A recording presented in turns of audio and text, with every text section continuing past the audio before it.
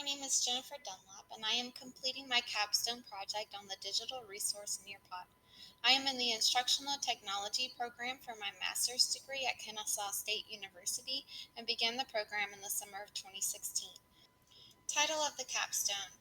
My capstone project is called Nearpod Professional Learning for Science Teachers. I summarized the title to Navigating Nearpod. Problem Need. Eddy and Lockyer state that the need to keep pace with society and prepare students for their roles in society are just two reasons to use technology in education. Educators and researchers point to the potential of technology to increase motivation and engagement of learners, cater for different learning styles, and improve learning outcomes. As the world changes and technology continues to increase in education, teachers are expected to use technology in their classrooms as part of their instruction. The role that technology plays in education gives teachers an opportunity to design meaningful learning experiences when using technology. In order to embed technology into learning, students need to use digital tools that enhance the communication, collaboration, critical thinking, and creativity skills, also known as the 4 C's of student learning. As our district embraces a vision of igniting a passion for learning through digital tools and technology that encourage students to communicate, collaborate, think critically, and create, I question the best ways to increase this challenge. Problems. This brings us to the problem of the capstone project, which was that 1. The district purchases digital resources for teachers without any professional learning sessions for teachers to gain the knowledge of incorporating technology effectively into the classroom. And 2. Life science teachers lack resources from textbooks, workbooks, or digital learning materials to enhance instruction, leaving these teachers specifically vulnerable to falling behind in digital literacy and content learning. The purpose of targeting life science teachers for professional learning on Nearpod was due to research conducted by Mosensen and Johnson, who stated that teachers need to be educated through models that emphasize learning with technology, rather than learning from technology. In other words, teachers who learn technology within a content-based framework are more likely to use it due to being more engaged in the learning process, more accountable for required skills, and having more ownership as they construct their own content knowledge with the digital tool.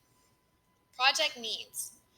The rationale for this project is that life science teachers are in need of relevant examples and demonstrations during professional learning of Nearpod. They also need to build their self-confidence with the implementation of Nearpod into the classroom to support student learning. Furthermore, the implementation of Nearpod co-aligns with the district's vision of technology, which is to prepare students to live in a multifaceted world by increasing students' 21st century skills. Life science teachers also need to be able to differentiate instruction to personalized learning. Bauer states that using technology to differentiate instruction has the potential to increase student performance. Another need for science teachers is to assess student learning and analyze data reports for further personalized instruction, progress monitoring, and constructive feedback. Therefore, there were 3 professional learning workshops that, that address these needs. One is using the Nearpod platform to increase students' 21st century schools. Second workshop is differentiating instruction through the Nearpod platform. And the third workshop, assessing and analyzing Nearpod data reports to improve student learning. Capstone Project Plan. In order to address the needs of the project, I developed a plan for teachers to use Nearpod effectively in the classroom with the confidence in their abilities to deliver the content. The way to address this need is to deliver meaningful and relevant professional learning to teachers that demonstrates strategies to enhance students' 21st century skills, differentiate instruction, and assess student learning. The following 2 objectives helped me reach my goal by assisting teaching with the implementation of Nearpod. Improve teachers' knowledge, skills, and disposition of Nearpod through the 3 workshops, and provide teachers with enough resources and confidence to integrate Nearpod into their curriculum by conducting at least 1 Nearpod lesson per unit during the fall semester. In order to meet these objectives, I developed a plan for the implementation phase of Nearpod. The following steps were taken throughout the spring and fall semester as I partnered with teachers to support the use of Nearpod. 1. Design, administer, and analyze a needs assessment survey for the school to understand the school's overall belief and comfort of technology use.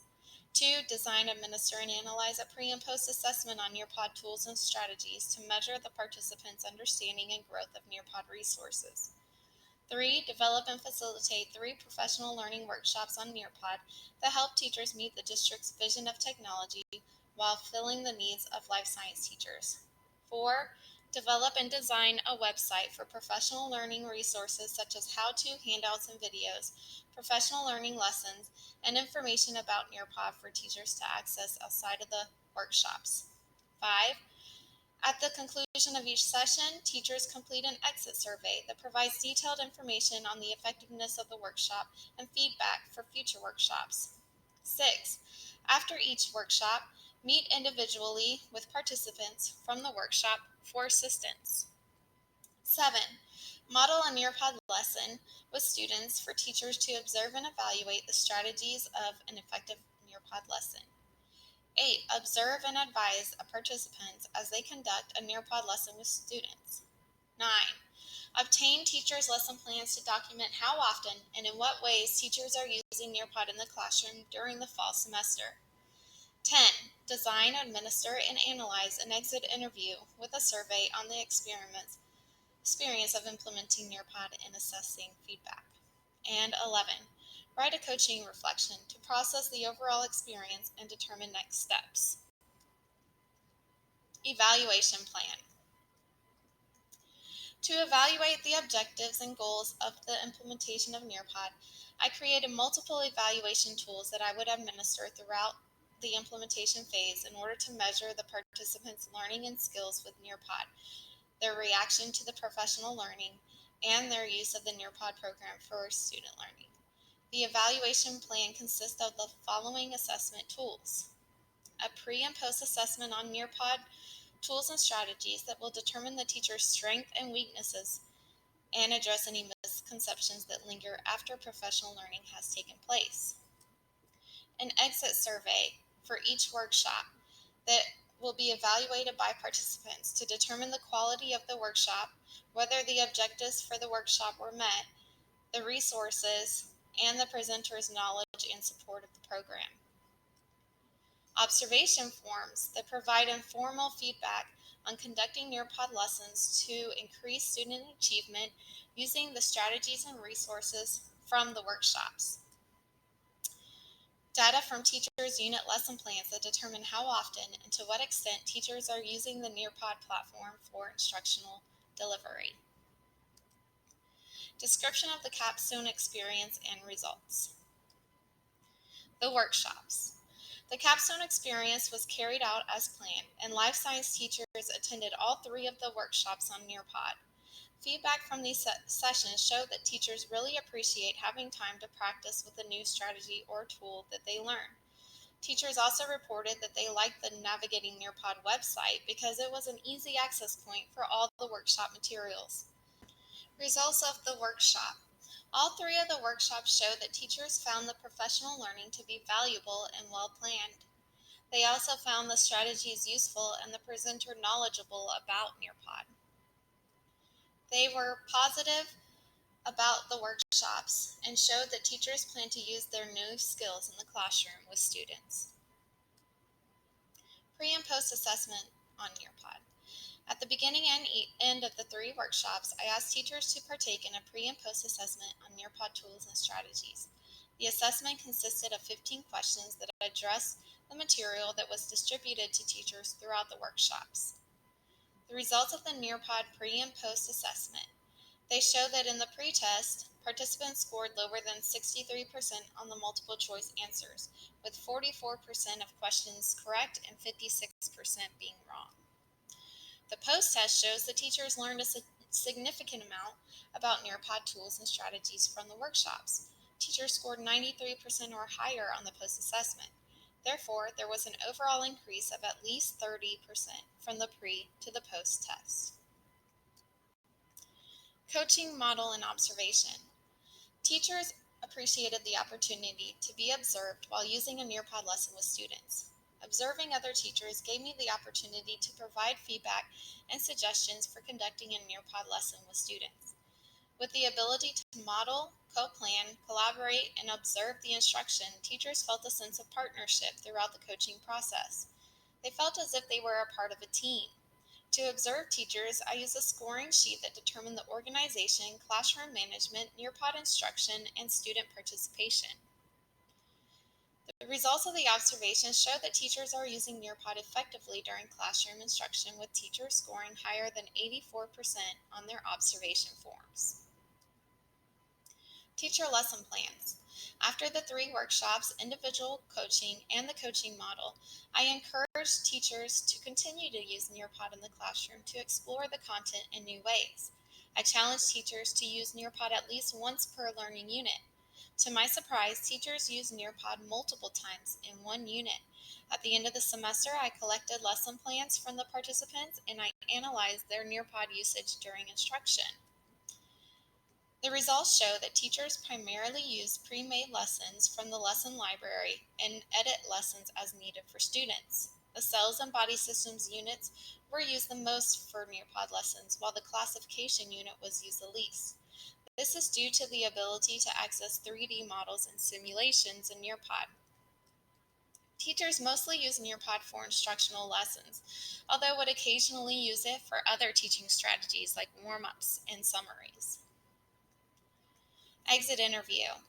At the end of the coaching experience, I met with teachers to get their feedback on their overall experience. Teachers completed 23-question survey that asked them to rate their experience, suggest improvements, and list any goals they have for the future. Teachers went from never using Nearpod to using it up to 6 times per unit. The results of the survey show that 100% of the teachers feel that Nearpod improves student learning. They also enjoyed the coaching sessions and felt that they had a good relationship with me. They agreed that I was able to help them reach their goals of implementation. Reflecting on the Capstone project. Throughout the project, I learned several skills related to technology implementation. One was leadership. To be a great leader, I had to set objectives and help other people accomplish their goals. A leader is always prepared and supportive throughout the process of personal development. In order to be a leader of change, I exhibited the following 5 components: have a moral purpose, an understanding of the change process, the ability to improve relationships, knowledge creation and sharing, and coherence making. I also learned a lot about partnership, understanding that people that I worked with was essential in building trust, comfort, and strength. Therefore, I had to exhibit the 7 principles of the partnership philosophy, including equality, choice, voice, dialogue, reflection, praxis, and reciprocity. It was my goal to express and encourage each one of these philosophies throughout the Capstone experience. By forming a partnership with my coworkers, I was able to set a foundation for success. I also learned about being a facilitator for learning. I organized professional learning so that teachers were active participants of learning. I related the material to the direct instruction. I also facilitated new instructional strategies and practices, collaborative teamwork, supported dialogue, and reflective practices. I experienced many roles as a technology coach, including school leader, classroom supporter, instructional and curriculum specialist, catalyst for change, resource provider, and mentor. The next steps to take on my journey to becoming a technology coach is to continue to reflect on this experience, support other teachers, and extend my knowledge and skills to other areas of technology. Although my Capstone project has now ended, I continue to help teachers implement new technologies. I have continued coaching teachers in new features of Nearpod. I have also offered more professional learning in Nearpod at district events. I continue to expand my knowledge and skills of becoming a technology coach, and am setting goals that focus on best practices, connecting with colleagues, and providing a new perspective on teaching with technology. Copyright acknowledgements. Thank you.